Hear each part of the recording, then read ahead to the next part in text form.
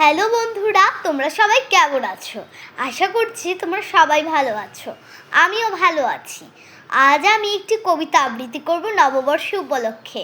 কবিতাটির নাম প্রভাত উৎসব।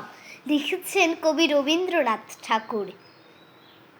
হৃদয় আজ মোর কেমনে গেল খুলি, জগৎ আসি সেথা করিছে কোলাকুলি। প্রভাত হলো যেই কি জানি হলো একি, আকাশ পানে যাই কি জানি কারি দেখি। পূরব মেঘ মুখে পড়ছে রবি রেখা, অরুণ রথচূড়া আধিক যায় দেখা। তরুণ আলো দেখে পাখির কলরব, মধুর আহা কিবা মধুর মধু সব।